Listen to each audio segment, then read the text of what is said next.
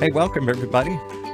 Time to grab your gear and see if you can catch up as we run into life, the journey of finding your fit with a woman who spent, well, much of her life on that journey, Karen Ware. Welcome, Karen.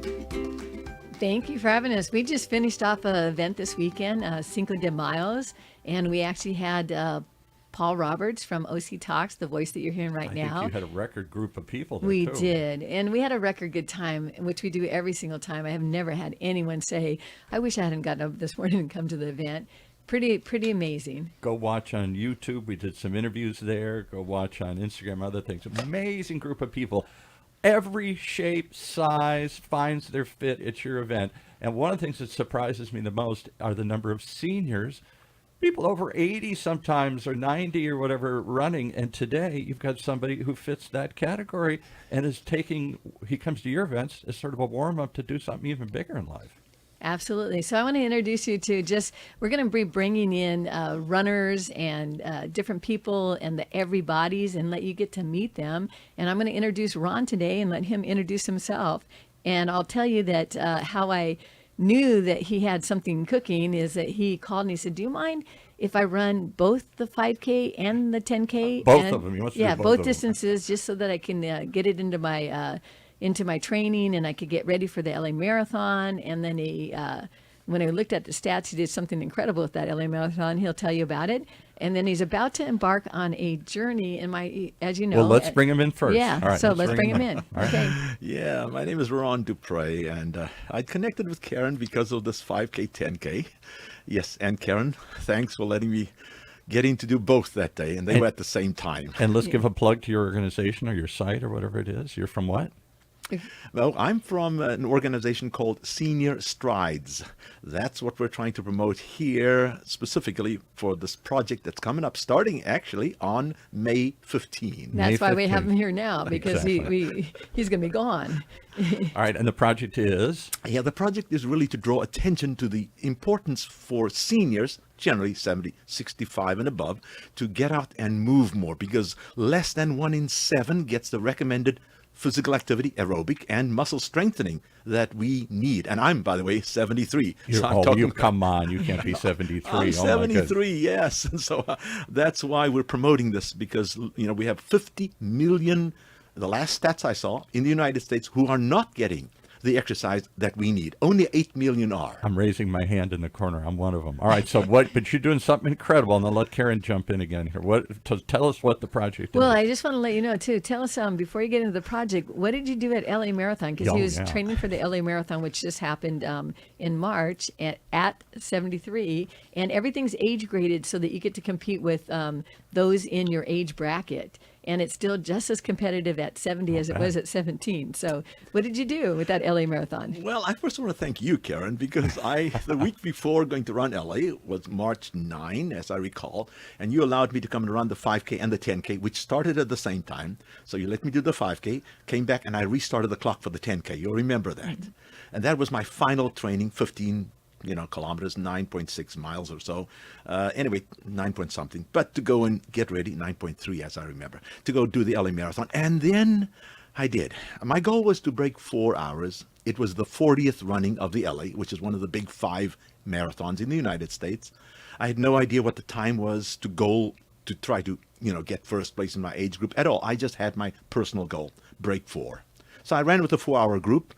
Fortunately, I was feeling very good, and I ran a little ahead of them. I managed to get in at 3 hours, 59:43. Oh, at 73 years old, you guys. Yeah, so later on I checked, 5 hours later, I found out that I happened to be, of the 209 who started the race, 70 plus. Of course, there are different categories within that, but of anyone over 70, I ended up as the only one 70 plus to break 4 hours for the 40th running. Congratulations. Wow. I wasn't trying to beat anybody. I just wanted to break 4 hours. So I was really thankful. And that's why I wrote to you after to say, thank you for letting me get into your race to do the final training the week before. What would you say to people who've never been to her races? Because it's a combination of serious runners and fun runners. Correct. Oh man, I've been to several of her races. Actually met Karen at a race that we both ran in. And we both ended up on the platform, me for my age group, she for overall. But then I thought, who is this woman? Anyway, that's how we met. But her races are fun and serious, Yes. and well planned. And I just love the combination. Of course, families can come out and serious runners, you're correct. And I classify myself as primarily a serious runner, but I love having fun as well, which is, and in addition, promoting causes, caring about others and doing something. That's one of the reasons I'm doing this Senior Strides. All right, so tell us Correct. the event that you're doing, because we've been putting it off. Listen to this, folks. This is an incredible feat. I'm not saying if you can pull it off, when you can pull it, when you pull it off, this will be something remarkable. What are you setting out to do?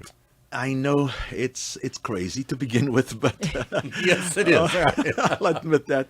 But what we're trying to do, and I'm the walker. I'm using the word walk. Now, I run the races, but generally I do a lot of walking for training. And I'm aware that generally people over 60, 65 prefer to walk. So this is aimed to be a time of walking. Okay. Walking 50 kilometers per day, that's 31.07 miles per day in 50 states in 50 days. What? In 50 days. Correct. You get up and go to another state and then walk another 50 kilometers here and then another state and there walk aren't 50. too many of these states that you can even walk through to the next state. Maybe just head to the next one. Well, yeah, we're actually not walking to each state, but in each state. Yeah, So I'm that's But then teasing. you have to do you get in a car or get in a plane and go to the next state Yes, immediately and get up the next morning and do it again? pretty much correct. Yes. So we're flying out to Honolulu, and we're starting. Their first 50K is on May 15, Thursday morning, 6:30 in the morning. We're beginning, and we'll do the 50K there. They're taking a night flight to Anchorage, doing a 50K as soon as. That alone is insane. Okay. I know. Yeah. Hey, the flight is 6 hours. Got a good time to sleep. And then 7:15 we arrive in Anchorage, and then do the next 50K there. Flight is out there at 4:00 flight, then down to Ontario Airport, California, and then do 50K the next day as well. So 50K per day, 50 states, 50 days. Once we get to California, we will then be using an RV to travel from state to state. I'll have a driver, a cook, etc. will be accompanying me. So you run and then drive all night to get to the next state? Correct. Because it's like 4 or 5 hours maybe to the next state or something? You've hit the nail on the head. It's on average 4 to 5 hours to drive to the next state. Right. You're right. Yeah, because I've driven across the country. Well, a what couple about times, Texas? We got to see the map of this. Well, how you he just- mapped you gotta this out. jump Yeah. in and jump out. Yeah, right. You can't Yeah, go right.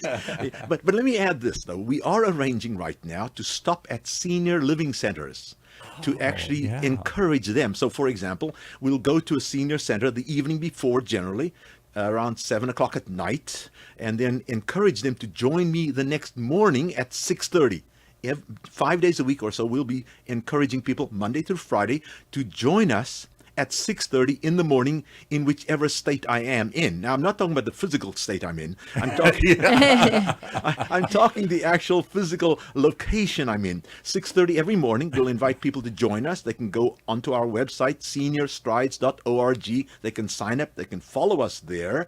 And then the folk who will join us live there at 6:30 for a little warm up, a little stretch, and at most walking a mile with me. Yeah. After which So I to will get you launched, yeah. correct, and by 7:00 or so, I will then continue to do the 30 other miles, and generally in 5 or 10K loops, so that if others want to join me during the day, they can.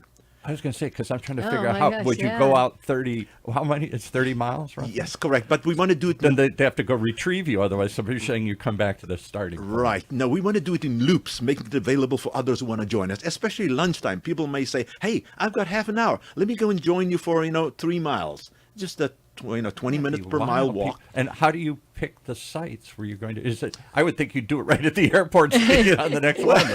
But. Now, you're actually correct about Anchorage, Paul, because when we get to the airport there, it's right near a lake. Some of you know Anchorage, the airport, and it's a beautiful sight to see the mountains and the snow in the background. So we're actually flying into Anchorage at 7:15, starting to walk around 8 o'clock and doing a fast one to be done by around 2 in the afternoon, 6 hours for the 50K, and then hop on the plane at 4 o'clock to fly down to Ontario. So yes, sometimes it'll be by the airport, but most times when we're using the RV, we will be able to sleep in the site ahead of time, and then in the mornings invite them to walk with us and do 5 to 10K loops where people can actually join us. You got to contact particularly the small markets. I used to have a PR firm a million years ago, and I'm telling you, if you're in Nebraska or Iowa or Mississippi or someplace, and you're in some small town, people, if you call them ahead of time, you can get on the morning show, you can get on the evening news, and people will rally to come out and do this. This is going to be fun, and that's why we wanted to bring him in here so that we were on the first foundation we're launch of it. launching him off. All right. Yeah. Can they follow you on the website? Can I see where you're at? Where in the world is Waldo? Kind of thing? Yes, in fact, the media guy that I'm flying in actually from South Africa. It's a longtime friend. I'm from South Africa. Some of you've probably picked up a slightly different accent. And my Only when you said South Africa. South Africa. Yes, you're right, Paul. So he's flying into Honolulu, and his son is a geolocator. He does a lot of that, and he is actually right now setting it up on connected with our website. It's not yet done, where people can actually locate where I am specifically as we're traveling from place to place. And of course, we have the website, seniorstrides.org. You can go there right now. We've got the whole setup where we're planning. We may make a few adjustments on the way. However, as I pointed out, first Honolulu, then Anchorage. Those have to be set. Yeah. Then, California. We'll be stopping at Loma Linda University, which many people know is the basic Blue Zone's location. That afternoon. Explain that for a second, because not everybody knows what a blue zone Well, is. yeah, But it is a blue zone. Correct. Netflix had a series out in which they talked about areas in which people generally are able to live to about 100 years of age, and not just longer, but better. And so Dan Buettner, through National Geographic, located places where people do that. And so generally it's recognized that there's something about the Loma Linda University, Loma Linda area, where, of course, the university is located, and the diet and the lifestyle. Because there's a lot of Seventh-day Adventists and stuff there, and so they eat a different diet. That is correct. Overall, it's not required, and I happen to be a Seventh-day Adventist. Okay. All right. But that's not why I became plant-based, which I did. I was actually following a well-known ultramarathoner. Many people know him. His name is Scott Jurek. Okay. Yeah, and I read about Scott about close to 20 years ago when they said he is plant-based. And I'm like, you're kidding. That's when I switched to being a plant-based person. Even though I happened to be a Seventh-day Adventist. It was Scott Jurek, this, well-known ultramarathoner that inspired me. And so I became plant-based. And of course, I have learned how to do some race walking, which is why I can walk faster. A couple of former Olympic coaches, Martin Rideau of the United States and Alexander Shimko of the USSR, they were my trainers. So I do a lot of race walking. Good for you. That's my main Look at all the training. resources that he has done to make life this active. This is amazing. I got to ask you the question, because this is mostly a business channel. Yes. What business are you in that you can do this? How do you fund this? How do you find the time? How do you find the resources to do this? Is this just... I can't imagine an everyday, ordinary 70-year-old saying, I'm just going to get up and take on this challenge here. Wow. Well, let me first say I have wonderful people who have inspired me, like Scott Jurek, right, and like Karen Ware. Okay. Karen's an amazing story that we tell every show here about how she just kind of makes it go and figures out one step at a time where I'm going. Correct. So I want to give credit to the people who've inspired me. And I'm reading Karen's book right now, Finding Fit, and I'm being inspired by that. And if you haven't, check it out, because it's all about her story from a rough childhood through a rough divorce, through rough terrain around the world. She just keeps going. Exactly. I have to throw one more person as an example here. I have a friend who's run every one of the 40 marathons of the Los Angeles Marathon. Wow. Okay. And she has said she'll be there at Loma Linda when I do my when I start my third 50K. All right. And she's coming along, Jane Cutting. And even though she was with her husband a missionary to Malawi, he's a dentist, she's always done the marathon. She's 85 now. Oh, my that's goodness. exciting. Okay, This is so right. This is so much look at the network that he has just by being actively out there. Exactly, and these are the people who inspire me. But going to the question of business, how do you fund this and make this happen? Oh, well, because this isn't free. You can't do this easily. There's a I say to Karen, she flies around the world. How in the world are you flying around? You're not independently wealthy, didn't inherit billions of dollars. There. And the same Maybe with she did, I don't know. Quite the opposite. Probably. Right. We just have super incredible work ethic. Correct. And here, besides the work ethic, which I'm thankful, my father was really a hard worker. He said, I'm not going to die unless I have my boots on. And he did. 85 years of age, always giving. He was well known as a person who kept giving and giving. This is in South Africa? Yes, in South Africa, correct. And he got me into, he was a swimmer, a hiker, he was just outdoor guy. And so he was an inspiration to me. And of course, my mother as well. But going back to the question of business, how do I survive? Again, frankly, because I have been blessed and I end up sharing with others how I've been blessed, people come along the way and they bless me. So for this project, really, I have no funding per se myself, but I told a friend of mine what I'm doing, and he said, hey, you got to get in touch with this guy. And this other guy contacted me out of the, I called him up. He has senior centers, literally more than 40 of them down south. And I said to him, hey, can I visit your senior center? It's called Morning Point. Yeah, he said, please do. I want to inspire. And Please do. Yeah. I want to inspire and encourage. You can get here, sure. So down south, I'm going to actually go to 6 of his senior centers Oh, that's exciting. called Morning Point. And once I told him that, he said, hey, listen, if you need financial help, I'll help. Oh, my God. So when things started moving along, This is a talked- Karen Ware story. yeah. You show up with $3 and you give the last $3 to somebody on the bus here and then figure out, well, okay, God, where's the next money going to come from? Correct. And this is what that guy, he offered. So I talked with his vice president afterwards, who contacted me to organize where to stop. She said, when we were done organizing, I said, by the way, your boss said you may help financially. Oh, I'll check with him. She got back to me about a week later and said, oh yeah, he'll send you $2,500 for this. I'd never met her boss, ever.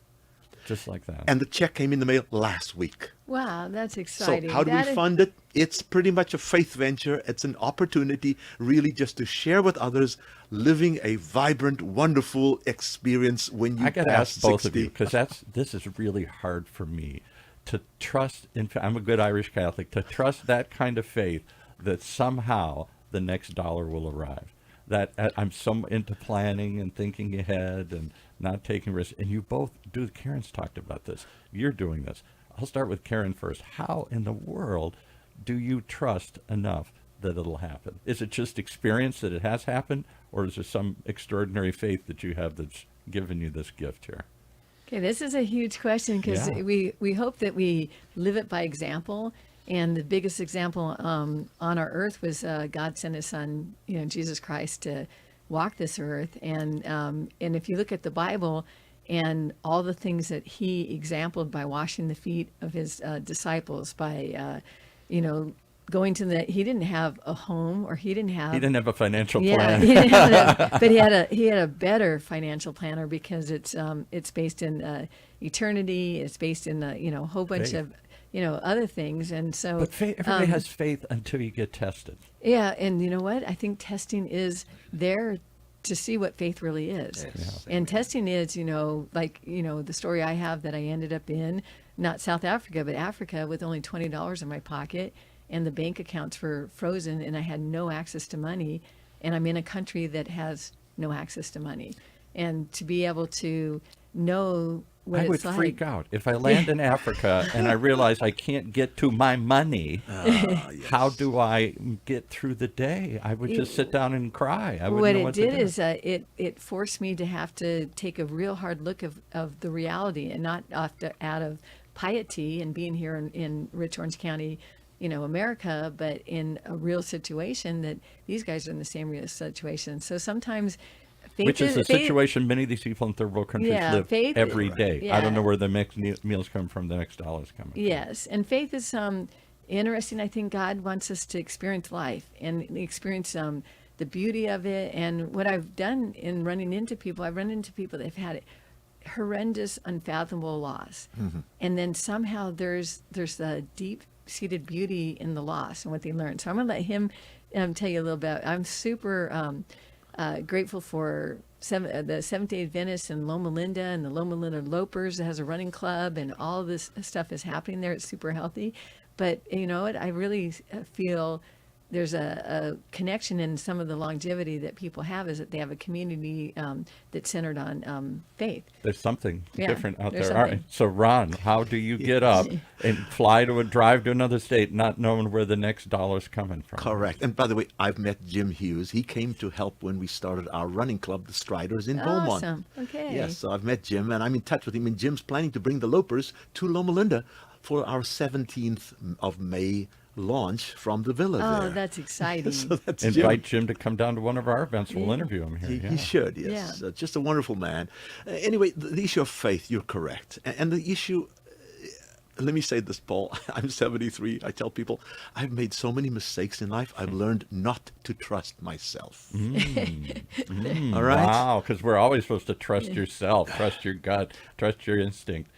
I know that's the common saying. But Listen to my voice. No, but I've learned, because I tell people the longer I live, the more I learn how many mistakes I've made. Therefore, I cannot trust myself. So I want to go back to Karen's point.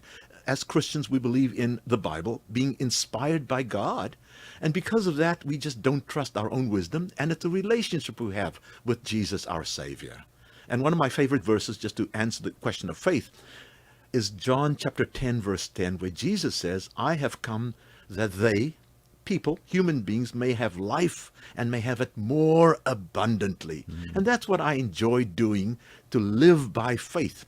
And I mean, we do that every day. We all live in a mentality of scarcity. Exactly. There's only so much. I can't get any more. There's only one job. There's only one thing.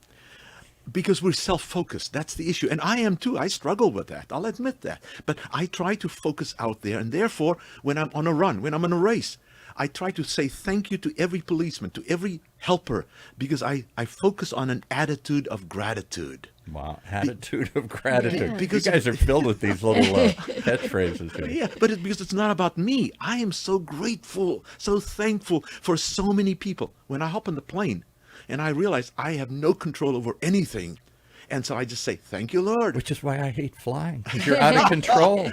I want to run up and take control of the plane and tell them where they're going and to take charge. I have no control at that point in time. I hate flying. But you see, that's the point in life. Again, maybe you're too young. Thank you. Thank you for saying that. I think I'm Not older that than far you. behind you. Yeah, Couple I'm of years. 73. And the more I learn is learning.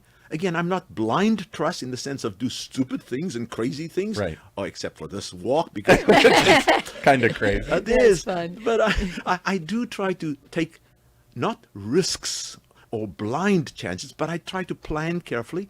And again, I have learned that overall, the world has wonderful people. People who see, who also step out on a limb. And I'm not talking about legs, or arms, right. but they step out and they get inspired when we encourage them.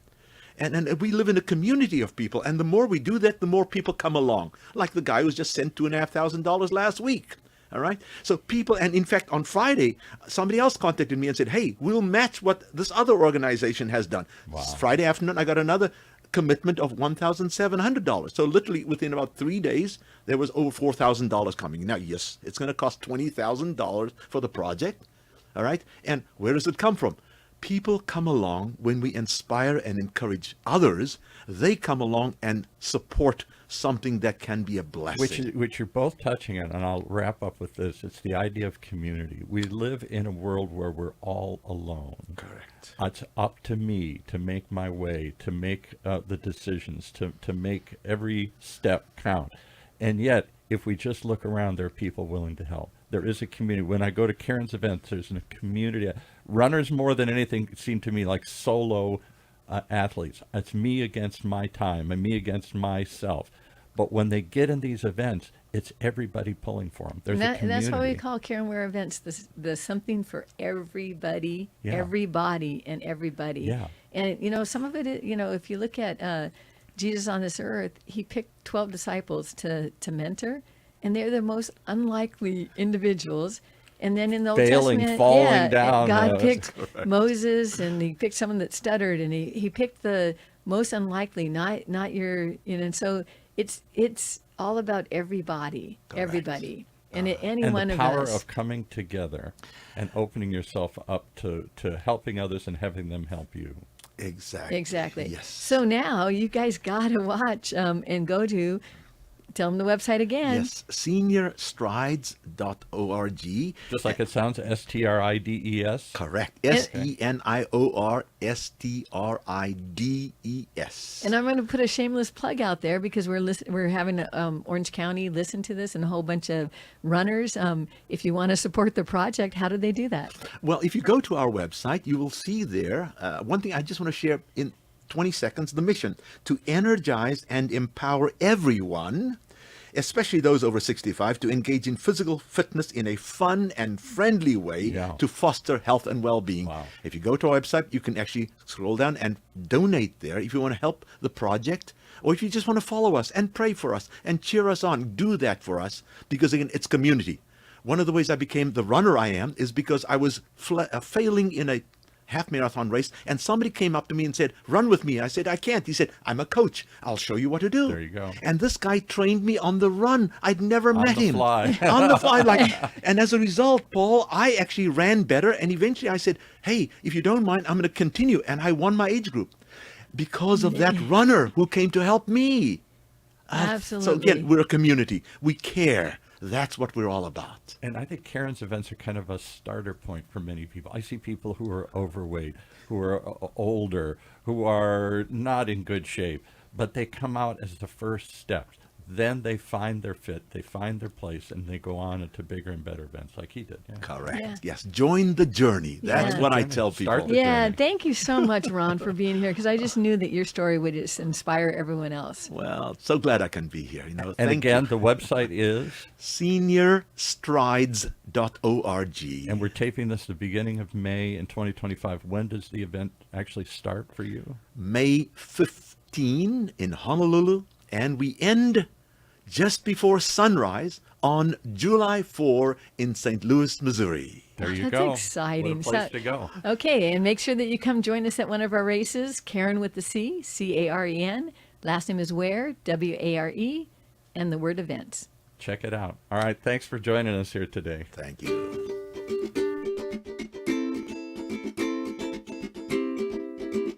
Well, there you have it. If that's not reason enough, I can't come up with a better one to tune in each and every time as we meet the most amazing people along the way when you start running into life.